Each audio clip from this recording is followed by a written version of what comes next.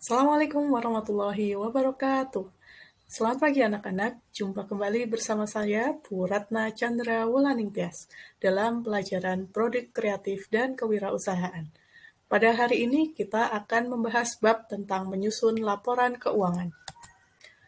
Adapun materi pokok yang akan kita pelajari adalah 1. Jenis-jenis laporan keuangan. 2.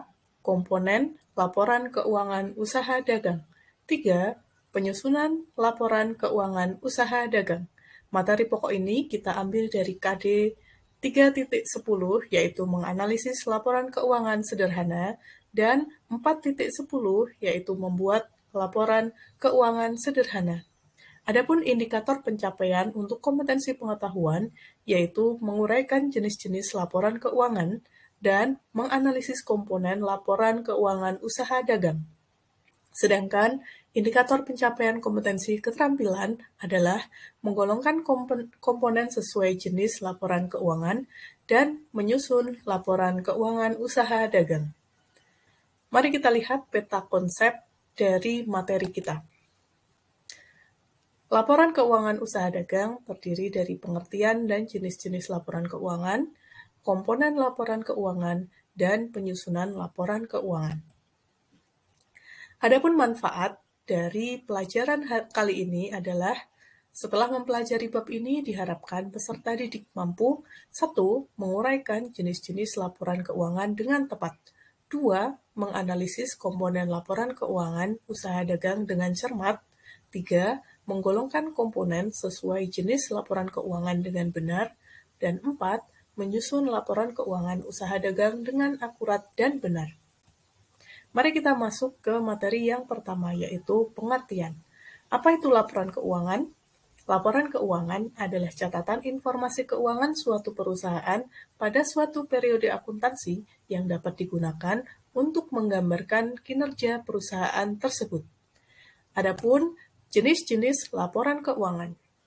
Laporan keuangan yang lengkap biasanya terdiri dari laporan laba rugi, laporan perubahan ekuitas, laporan posisi keuangan atau neraca, laporan arus kas, dan catatan atas laporan keuangan. Mari kita lihat pengertian dari masing-masing jenis laporan tersebut.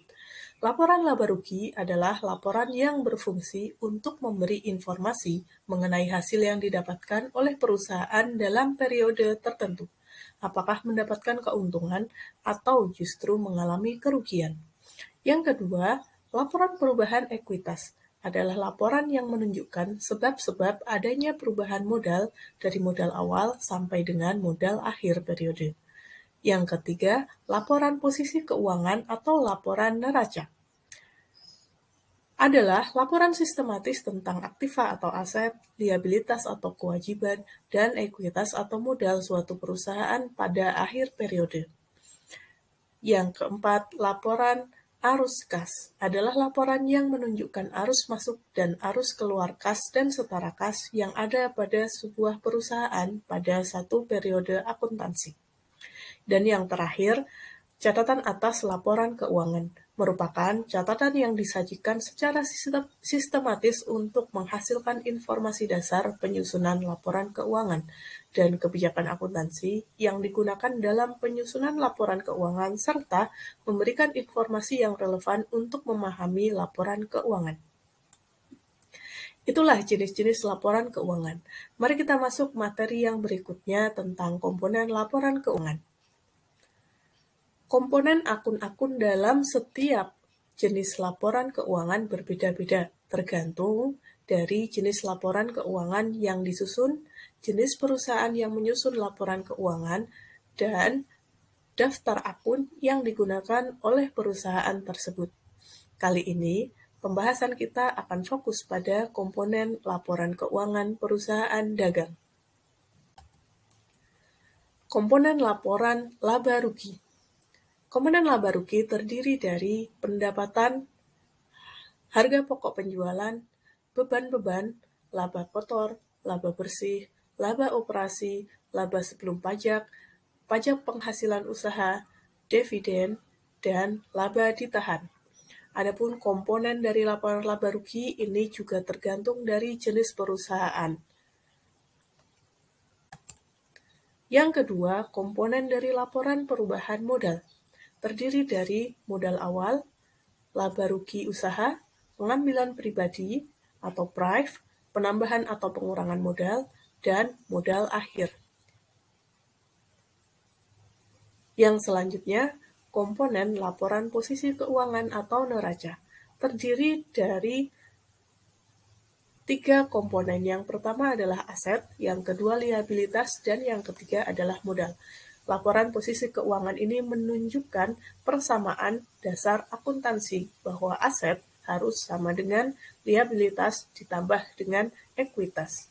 Maka komponen dari laporan posisi keuangan terdiri dari aset lancar, aset tetap, kewajiban lancar, kewajiban jangka panjang, dan modal akhir. Kita masuk kepada materi yang ketiga, yaitu penyusunan laporan keuangan. Kita berfokus pada penyusunan laporan keuangan usaha dagang. Untuk menyusun laporan keuangan, yang perlu kita siapkan adalah data keuangan berupa neraca saldo setelah disesuaikan atau neraca lajur suatu perusahaan. Selain data keuangan sebagai dasar penyusunan laporan, kita juga harus menentukan format dari masing-masing jenis laporan yang akan dibuat.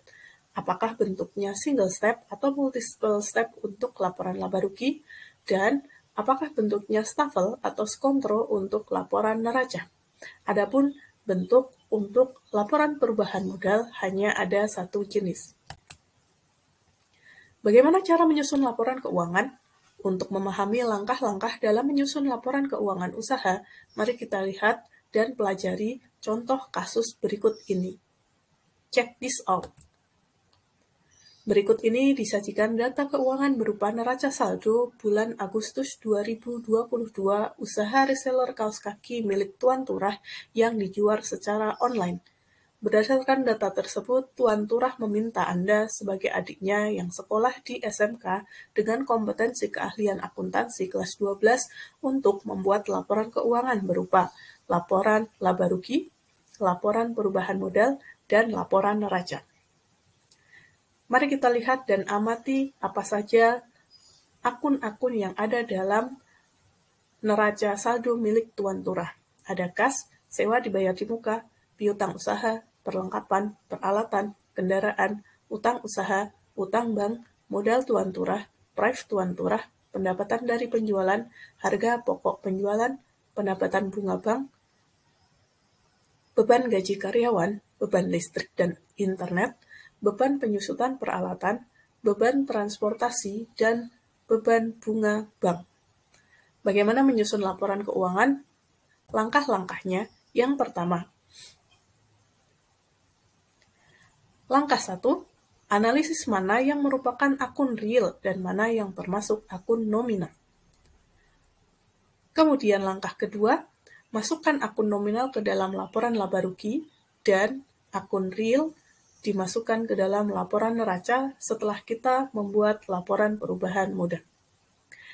Adapun modal akhir yang kita masukkan ke dalam laporan neraca adalah modal yang berasal dari laporan perubahan modal, sehingga setelah membuat laporan laba rugi dan sebelum membuat laporan neraca, kita harus membuat laporan perubahan modal. Mari kita lihat gambar di samping. Akun-akun real ditunjukkan dengan warna hijau, atau kalau kita mempunyai daftar akun, biasanya akun real mempunyai kepala akun 1 sampai dengan 3, yaitu golongan aset, kemudian golongan liabilitas, dan golongan ekuitas. Sementara akun nominal kita beri warna kuning, yaitu akun-akun yang memiliki kepala 4 dan 5. Dan seterusnya jika ada beban lain-lain. Nah, mari kita lihat bagaimana hasil dari laporan laba rugi, laporan perubahan ekuitas, dan juga laporan neraca dari usaha milik Tuan Turah ini. Inilah hasil dari laporan laba rugi. Komponen di dalamnya adalah pendapatan dari penjualan, harga pokok penjualan, kemudian menghasilkan laba kotor, dikurangkan dengan beban-beban usaha. Kemudian Laba kotor yang sudah dikurangi dengan beban-beban usaha menghasilkan laba usaha. Berikutnya, kita masukkan pendapatan di luar usaha dikurangi dengan beban di luar usaha, maka akan menghasilkan laba di luar usaha. Laba usaha ditambah dengan laba di luar usaha akan menghasilkan laba bersih. Ada beberapa catatan yang perlu kita perhatikan dalam membuat laporan keuangan. Laba kotor adalah pendapatan dari penjualan dikurangi harga pokok penjualan. Bagaimana jika harga pokok penjualan kita belum bisa menghitungnya atau belum tersedia? Maka kita harus menghitung secara manual. Laba kotor sama dengan penjualan bersih dikurangi harga pokok penjualan. Penjualan bersih dihitung dari pendapatan dari penjualan ditambah dengan beban angkut penjualan, dikurangi retur penjualan, dikurangi lagi potongan penjualan. Sementara harga pokok penjualan dihitung dari persediaan awal ditambah pembelian bersih, dikurangi persediaan akhir. Sedangkan pembelian bersih dihitung dari pembelian barang ditambah beban angkut pembelian, dikurangi retur pembelian dan potongan pembelian. Berikutnya, kita lihat laporan perubahan modal. Komponen di dalamnya ada modal awal, kemudian ditambah dengan laba usaha bersih, dikurangi prive, kemudian akan menghasilkan perubahan modal. Modal awal ditambah dengan perubahan modal menghasilkan modal akhir. Yang terakhir, kita lihat laporan posisi keuangan atau neraca. Seperti yang sudah saya jelaskan sebelumnya, laporan posisi keuangan menunjukkan persamaan dasar akuntansi, yaitu aset sama dengan liabilitas ditambah dengan ekuitas. Maka total aset dengan total liabilitas ditambah ekuitas harus seimbang atau balance dalam istilah akuntansinya. Kita lihat, aset tetap ada kas, sewa dibayar di muka, piutang usaha, dan perlengkapan, ditambah dengan peralatan dan kendaraan. Kemudian, liabilitas dan ekuitas. Liabilitas terdiri dari liabilitas lancar, yaitu utang usaha, dan kewajiban jangka panjang, yaitu utang bank. Sementara, ekuitas adalah modal akhir tuan turah yang kita ambil dari laporan perubahan ekuitas. Sehingga dihasilkan aset sama dengan liabilitas dan ekuitas. Demikian materi yang kita pelajari hari ini. Semoga anak-anak semua dapat memahami dengan baik. Nah, untuk memperdalam pemahaman kalian, silakan nanti bisa saling berdiskusi dengan teman dan juga bertanya kepada guru apa-apa yang masih kurang dipahami terkait dengan materi yang sudah dijelaskan sebelum ini. Terima kasih, tetap semangat, dan sampai jumpa di dalam pertemuan dan materi berikutnya. Assalamualaikum warahmatullahi wabarakatuh.